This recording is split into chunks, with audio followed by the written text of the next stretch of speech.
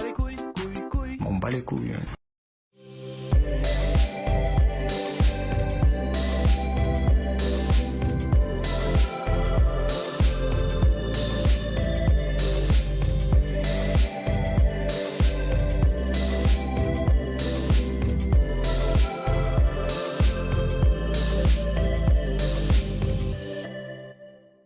Mistraliennes, Mistraliens, bienvenue pour un nouveau petit récapitulatif des épisodes de la semaine de Plus belle la vie qui ont été diffusés du lundi 1er au vendredi 5 novembre par France 3. Et si on s'était tous trompés, on a voulu jouer au plus malin avec les scénaristes, eh bien il y en a une qui nous a répondu sur une supposée erreur liée au lycée Vincent Scotto. Alors qui a raison? Est-ce que la scénariste a voulu rattraper un coup un petit peu foireux ou non? Ah, vous avez voulu prendre les auteurs en défaut sur les élèves de Scotto qui travaillent pendant les vacances? Ah, eh ben non, tout était prévu, vous allez voir, on va y revenir plus tard.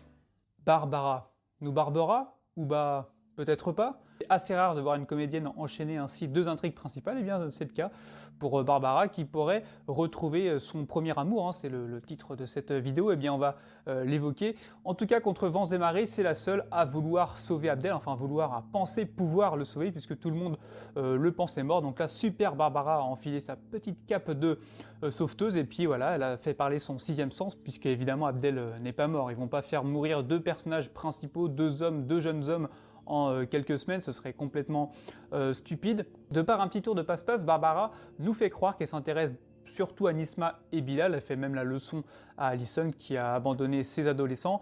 Et finalement, c'est pour mieux se rapprocher d'Abdel. Et on va voir la rencontre entre les deux et pour très bientôt. Sur l'île des naufragés, on a donc Nisma et Bilal qui sont sous la discipline de la fameuse famille un peu bizarre avec la bête alias Francis. La discipline est plus aléatoire. On a un Jérémy tactile, une mère qui aime les missiles et un père fossile, désolé pour lui. Jérémy, il est clairement en manque depuis qu'il ne peut plus approcher Fanny, il est même excité à la vue d'un simple t-shirt mouillé, et puis même, voilà, même Bilal pourrait faire son affaire si vraiment Nisma n'est pas consentante, et bon, elle l'est pas vraiment. Hein. Donc Nisma, comme Fanny avant elle confond les jumeaux, voilà, quand Alexandre se présente à elle, écrit, elle demande à Jérémy de la lâcher, mais l'apparition de Barbara la rassure, mais c'est pas pour autant qu'elle va convaincre Nisma de revenir au Mistral, puisque voilà, elle commence à se faire accepter de cette fameuse famille et elle veut rester sur l'île. Voilà, Bilal ne la suit plus trop, il sent que sa sœur vrille, elle dérive un petit peu sur les thèses complotistes et voilà, on a une scission assez intéressante entre le frère et la sœur qui est en train de s'opérer et bah, finalement c'est Ambre qui est assez absente ces derniers temps. Alors est-ce qu'elle va trancher et ramener Nisma à la raison? Donc rien n'est moins sûr. En tout cas, Abdel, lui, il va survivre grâce à un pacte passé avec Irène, vous savez, celle qui l'a enlevé, et surtout celle qui était la femme d'un agent pénitentiaire, hein, qui était dans le camion qui a fait exploser Abdel il y a 4 ans. Mais alors, ce qui est assez bizarre, c'est qu'elle prévoit de le tuer, elle prévoyait avant ce pacte de le tuer un vendredi, et pour autant, elle s'est un peu cassé le cul à le laver, à le nourrir, voilà, tout ça au final pour le buter, bon, c'est un peu étonnant. Allison, elle vit sa vie tranquille, voilà, on sent qu'elle est, on la sent presque soulagée de s'être débarrassée d'un poids. Alors est-ce que ça fait un petit peu écho à l'histoire des deux comédiens qui avaient vécu une brève histoire d'amour avant de casser? Pour Allison, là, on a envie un petit peu de la secouer. Elle a délaissé son boulot, enfin voilà, plus rien ne va, elle se tape le premier mec venu. C'est un petit peu cauchemar en cuisine pour elle. Hein. Tu es inexistant. Tu ne sers à rien. Tu ne sers à rien. Tu es là, sans être là. En tout cas, je trouve cette intrigue assez brouillonne et ça ne va pas s'arranger par la suite puisqu'on va avoir un Abdel assez transformé qui va donc mettre Barbara dans la confidence. Il est en mission, Abdel, il doit retrouver la fille d'Irène. Alors est-ce que Barbara va pouvoir tenir sa langue et un petit peu se tenir tout court puisqu'elle a un petit peu tendance dans son histoire à sauter sur tout ce qui bouge et Allison, elle devrait se réveiller sinon elle va perdre son mec clairement, mais pas de la manière dont elle le pensait. Au lycée Vincent Scotto, avant de revenir sur un petit peu le scénariste Gate un peu plus tard dans la vidéo, on va parler du trio Mousse, Betty et Vanessa Leandri. On peut inclure Rocha même s'il est quand même assez en retrait pour l'instant. On peut dire que Mousse il a le le cul entre deux fauteuils, voilà, entre l'autorité de sa CPE qu'il doit respecter pour sauvegarder sa place et puis sa proximité avec les élèves. Il est proche de Kylian, de Noé, de Betty. Il veut absolument que Betty sauvegarde sa place dans l'établissement, mais elle n'en a pas grand-chose à faire, la pauvre. Voilà, elle est dans une escalade de la provocation entre ses tenues ras la moule, les avances qu'elle prolifère à Vanessa Leandri. Cette scène où Betty rend une punition qui n'est pas celle demandée par Leandri va prendre tout son sens avec la suite de cette intrigue. Bon, je ne vais pas en parler maintenant, plutôt dans la vidéo de vendredi prochain, mais la tournure de cette intrigue n'est pas celle que j'espérais et c'est encore une sacrée prise de risque de la part des auteurs. Je ne suis pas sûr que ce soit très apprécié. En attendant, Leandri monte un dossier pour faire éjecter Betty avec une raison qui n'est donc pas celle qu'on croit de premier abord. Et Rocha, lui, il est plutôt voilà, du côté de l'autorité pour l'instant, même si ça ne lui ressemble pas dans le personnage. Mais là, voilà, c'est un petit peu le gars qui veut être conforté dans ses intuitions. Il a recruté cette CPE et il veut avoir quelque part raison. Il ne veut pas se déjuger aussi vite, même si ça commence déjà à créer quelques embrouilles au sein du lycée. On a notamment un Mousse qui est humilié devant des classes bien remplies pour des supposés cours de soutien. Nathan, lui, au départ, il est plutôt content de l'arrivée de cette CPE, mais après, quand il voit le sort qui a été réservé à Mousse, voilà, il est plutôt « maybe you're right, maybe you're wrong ». Bon, voilà, il est mou du genou. Voilà, on ne peut pas vraiment compter sur Nathan pour avoir un avis tranché sur la question.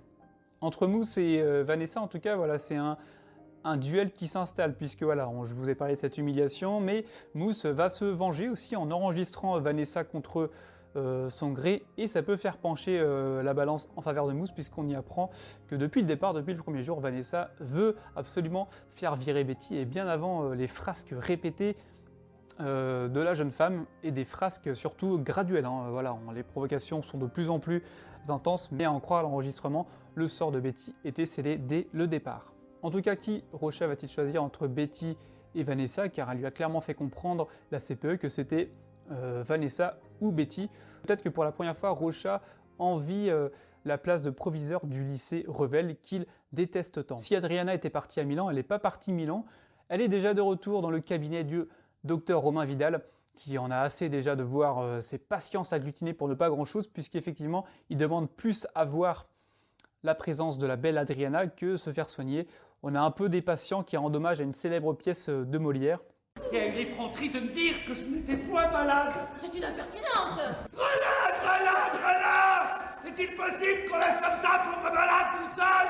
Le rapprochement, en tout cas, s'opère définitivement quand elle lui demande un déjeuner. En tout cas, Romain a enfin l'identité d'Adriana Carambeu grâce à Myrtha qui lui déroule le CV. Et Romain, il se sent un petit peu con. Il peut être con puisqu'elle est quand même ambassadrice de la Croix-Rouge. Donc un médecin qui ne connaît pas l'ambassadrice de la Croix-Rouge, à la fois un petit peu mauvaise. Myrtha, elle en a après la foule. Elle frappe contre la vitre, cette foule, et puis elle demande un petit autographe, une apparition d'Adriana Carambeu. Et clairement, elle en a marre, mais bon, pour autant, cette même Myrtha était à toquer toutes les 2 minutes à la porte d'Adriana pour lui demander si elle n'avait besoin de rien. Alors que non, elle était tranquillement en train de copuler avec Romain. Ça faisait certes 36 heures. Je sais pas, il voulait peut-être aller dans le... Je sais pas, il voulait peut-être figurer dans le Guinness des records. Il n'y a pas de record honteux. La question est de savoir si Romain va supporter la célébrité. C'est maintenant l'enjeu de cette intrigue. Mon seul intérêt, c'était de voir Romain qui était en train de sortir avec cette blonde célèbre sans même savoir qui elle était, qui s'étonnait de voir un petit peu tout le raffut qui était créé autour d'elle. Bon, maintenant, ça a été divulgué. Cette intrigue, elle est un petit peu... cette intrigue est légère, mais elle n'est pas vraiment intéressante. On nous ressort en plus Estelle et Francesco. Lors d'un fameux dîner avec donc Estelle et Francesco, le cuisinier italien manque de s'étouffer et là c'est la belle Adriana qui intervient plutôt que Romain. Elle lui prodigue un geste de premier secours et le voilà sauvé. C'est une scène totalement inédite, très originale qu'on n'a jamais vue dans Plus belle la vie. Bravo. Ça va?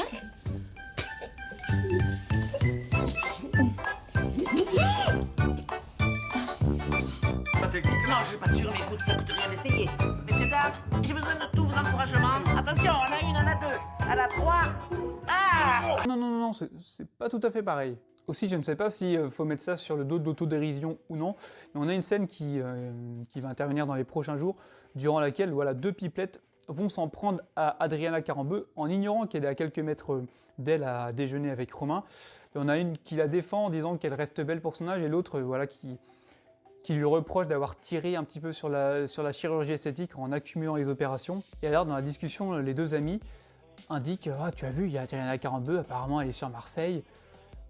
Je ne sais pas à quelle heure c'est un événement d'avoir une personnalité à Marseille qui compte plus d'1 million d'habitants. À mon avis, les célébrités à Marseille, il y en a au kilomètre carré tous les jours. Donc bon, j'ai trouvé un petit peu cette réflexion assez démesurée. Que le quartier du Mistral s'émerveille de voir une personnalité comme Adriana Carambeu. Pourquoi pas Marseille? Est-ce que le mariage blanc va se transformer en noces rouges? Ces derniers jours, Kayla et Franck font de sérieux efforts pour crédibiliser leur union, des efforts qui ont été consentis puisqu'on sait que Ménard les observe avec même des jumelles depuis sa chambre d'hôtel. Donc voilà, il donne du leurre, même si c'est un peu plus difficile pour Kayla. Ça manque de naturel et du coup les soupçons restent très présents. Et on a un Ménard qui se frise les moustaches, il est prêt à la cueillette.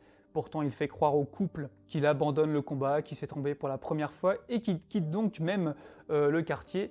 Mais quand Franck oublie son téléphone, il surprend une discussion téléphonique de ce même Ménard qui indique à Barreau qu'il va les piéger et que ça en sera encore plus beau parce qu'ils ne s'y attendent pas. Voilà, on a un petit peu de sadisme chez Robert Michel Ménard, mais en attendant, on ne sait pas s'il va gagner ce combat qui lui semble très personnel et qui coûte de l'argent contribuable puisque ça fait quand même plus d'une semaine logé à la bonne enseigne. Donc bon, j'espère le pauvre qu'il va avoir des résultats au moins. Si Franck se sait sous la menace, ça ne l'empêche pas de retrouver Delphine et c'est de nouveau au bord d'une piscine qu'ils se retrouvent et qu'ils s'embrassent. C'était déjà le cas, je crois, il y a 1 ou 2 ans où ils étaient en couple. À l'époque, voilà, Delphine, elle ne se cache plus, même si elle n'avoue pas qu'elle a joué la comédie avec Valentin, donc il y a encore une petite part de mensonge en elle, mais voilà, Franck est l'homme de sa vie, elle le lui dit ouvertement, et Franck n'ose pas encore dévoiler qu'il fait un mariage blanc avec Kayla, donc voilà, Franck et Delphine commencent à jouer la carte de la sincérité, mais chacun conserve une part d'ombre, et ça, voilà, ça fait que le duo reste assez intéressant, et on a envie d'en savoir plus, même, c'est la même mayonnaise pour Valentin et Laetitia. Valentin essaie de jouer les chiens battus, la femme de ménage essaye de se montrer compatissante, mais elle ne veut pas franchir le pas, quelque chose s'est cassé en elle. Donc voilà, Valentin et Laetitia ne sont pas prêts encore de franchir ce cap, c'est la même chose pour Franck et Delphine. Donc on a peut-être un double mariage qui se profile, puisque je vous rappelle que Valentin et Delphine prévoient de se marier, c'était pour rendre jaloux Franck et Laetitia, mais en attendant, la situation n'est pas encore complètement débloquée. Bon, ce qui est bien avec cette intrigue, c'est que là on peut créer de nouvelles émissions TV dérivées. On a échangé les mariés, Val le millionnaire, puisque le pauvre Valentin il doit trouver une nouvelle poulette. Et même pour l'intrigue Adriana Carambeu, Adriana, je suis une célébrité, sortez-moi de là. Voilà, plein de choses à faire, c'est intéressant. Ah, parlons des cancres de Scoto. Ils sont dans mon Mistral perdant, les cancres de Scoto. Mais oui, ils sont tellement mauvais qu'ils sont tous en cours de soutien. Monsieur Rochat, vous êtes en train de vous faire ratatiner par Revel. Moi, je pense pas qu'il y ait 100% de lycéens Revel qui sont susceptibles de passer au rattrapage. Là, on n'est qu'au début de l'année, mais je suis très inquiet. Kylian en cours de soutien, Lola en cours de soutien, Betty en cours de soutien, Noé en cours de soutien. Ah non, il manque Iris. C'est peut-être une élève surdouée, même si ça ne se voyait pas au premier abord. Oui, en effet, beaucoup ont relevé que Vanessa, Mousse, etc. étaient donc au lycée Scoto, alors que c'est censé être les vacances de la Toussaint. Mais une scénariste a assuré que non, ce n'était pas une erreur et que les élèves étaient en cours de soutien. Et effectivement, en revoyant les épisodes, Rochat, quand il intervient dans la classe de Nathan, il précise bien « Excusez-moi d'interrompre le cours de soutien ». Donc voilà, il n'y a pas de doute, effectivement, ce n'est pas une erreur, manifeste des scénaristes, mais en même temps, il y a quand même un souci de crédibilité. Les classes sont bien remplies, toutes les fonctions sont assurées. Enfin, je sais pas, je ne suis pas sûr qu'une CPE soit indispensable pendant des cours de soutien durant les vacances scolaires. Même Rochat, je ne suis pas sûr que le proviseur pendant cette période-là soit là tous les jours. Donc voilà, qui se justifie s'accuse, et voilà, on sait que du côté de Plus belle la vie, on ne se remet pas en cause, et quand on prend des décisions comme celle de tuer César, c'est qu'on n'écoute pas vraiment les fans, et qu'on fonce tête baissée dans ses idées, et c'est un petit peu voilà, le sens de cette réponse, comment je l'interprète, c'est que voilà, ils veulent avoir tout le temps raison, malheureusement. On sent que voilà, il y a une fermeture au débat, même si cette personne a répondu tout à fait poliment. On pourrait dire qu'il y a une petite part de... Mais elle est parfaitement bien placée, ma susceptibilité. Et puis si vous avez des difficultés en cours d'anglais, est-ce que vraiment Nathan est la personne idéale pour vous remonter le niveau? Nathan en cours de soutien d'anglais, ça se tient? Un trou noir est une zone dans l'espace où la force de gravité est si forte que même la lumière, l'entité la plus rapide connue dans notre univers, ne peut s'en échapper. Je taquine, ne provoquons pas de nouveaux tweets de la part de scénaristes. Par contre, il est vrai que je creuse toujours plus pour trouver du grain à moudre dans cette partie Mistral gagnant plutôt que l'inverse. Mais cette semaine, saluons le duo Bauer-Karim. Ça fait du bien de voir un Bauer sortir un petit peu de ses pantouflardes. Voilà, on l'a vu trop avec Léa, avec Lenebou. Il redevient enquêteur, il est au cœur du game, Bauer, et ça fait plaisir. Et ce qui est bien, c'est que ce duo avec Karim, il est complètement... il n'est pas naturel, même si ce sont les deux hommes qui ont éduqué Abdel, donc ils sont liés à travers Abdel, mais ils sont de l'autre côté de la barrière. Bauer, il représente l'autorité, et Karim, voilà, il a passé plusieurs années en prison, donc les voir aussi complices, c'est une bonne chose, même si on voit au niveau des méthodes que ça n'est pas tuer Schmitt. Karim, il reste fidèle à lui-même avec des méthodes très radicales, on va droit au but, et Bauer, il a quand même une procédure à respecter, même si on voit qu'il a déjà franchi la ligne rouge déjà par le passé, et puis là, en se rendant coupable d'un enlèvement, l'enlèvement du suspect numéro 1 pour le kidnapping d'Abdel. Moi, je n'aspire qu'à une chose, une fois cette intrigue terminée, c'est de voir une réelle complicité entre le trio Abdel, Karim et Bauer. Voilà, il faut que, par exemple que Nebou lâche les baskets au Fedala. La rivalité a assez duré maintenant. Et puis Elsa et Revel, voilà, j'étais étonné qu'ils soient absents des débats, mais je les trouve finalement dispensables vu ce qu'il y a à raconter. On a beaucoup de personnages engagés sur cette intrigue qui se déroule en plus en des lieux différents.